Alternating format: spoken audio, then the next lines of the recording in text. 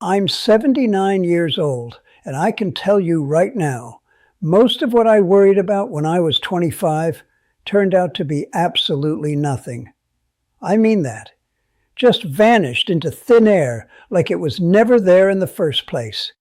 I spent so much time in my head thinking about what people thought of me, whether I fit in, whether I was doing the right thing. And then you hit about 50 and something switches off. I don't know if it's hormones or just finally running out of patience, but you stop caring. You really do. My wife says it's menopause for women and andropause for men, this whole transformative thing that happens, and I think she's right. 50 was when I looked around and realized I'd been performing for an audience that didn't exist. Nobody was watching that closely. Nobody cared as much as I thought they did. And that was the most liberating thing I ever learned. I grew up thinking life would just go downhill after a certain point. You know, like 20 is the peak, and then it's all decline from there. That's what everyone tells you when you're young, but it's not true. Life got better. I'm not saying my knees are better or that I don't forget where I put my keys, but the actual experience of living, the day-to-day of it, that got better.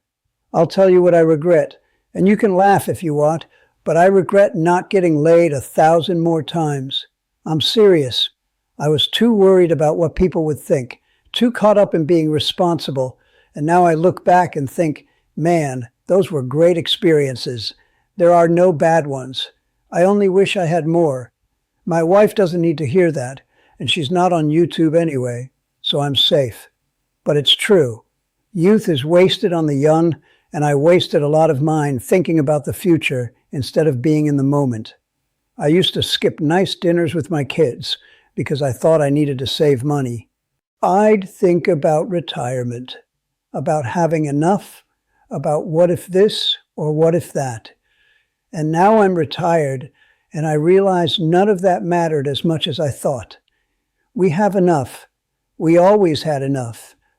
What I didn't have enough of was time with them when they were small, and you can't get that back. I changed careers at 50, went back to school, finished my degree, started over. People thought I was crazy, but it was the thing I'm most proud of. It taught me that you don't stop growing just because you hit a certain age. You don't have to accept where you are if it's not working. A lot of people do, though. They stay in jobs they hate because they're afraid. Fear is the big one. Fear of failure, fear of looking stupid, fear of starting over. But here's the thing, the day you hit rock bottom, when the pain is bad enough, that's when you make a change. Humans don't change when things are fine. We change when we can't stand it anymore. I came to this country with nothing, political chaos back home, and I had to start from zero. Survival was more important than goals at that point. I didn't have lofty dreams. I just needed to make it through the day. But even in those dark moments, I told myself I couldn't afford to lose. I came here to finish my education, and I did it. Got my PhD. That taught me persistence. It taught me not to be afraid of the unknown. You just go for it. You don't have to know how it's all going to work out. You just take the next step. I think a lot of people get stuck because they're waiting for certainty, and there is no certainty. You make it up as you go. My wife and I have been married 43 years. People ask me what love is, and honestly, I don't know if I can define it. I wasn't raised to talk about feelings. I'm Irish, and Irishmen didn't express love. We just didn't. But I learned over time that it works better if you do. So, now I can say I love you to people, and I mean it, even if I'm not always sure I feel it the way other people do. What I love isn't her as a separate thing, or me as a separate thing. It's us. It's what we are together. That's the love, the partnership, the agreement that we're in this together and we don't break that trust. Honesty is the foundation. You don't do anything behind each other's back. You keep the trust above everything. That's how it lasts. I think people today have it harder in some ways. Everyone's on the internet, and you don't have the social contact we had. There's too much noise.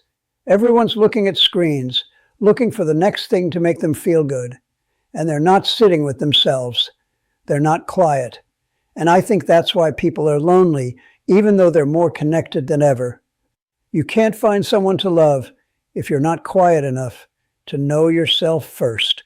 Friendship matters more to me now than family. And I know that sounds harsh, but it's true. I have siblings I barely talk to. We're related by blood, but we don't have anything in common. No shared memories that matter. No experiences that connect us.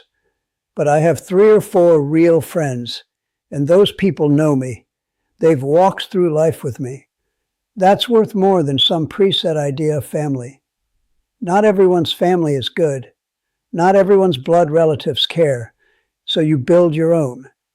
I don't have regrets exactly.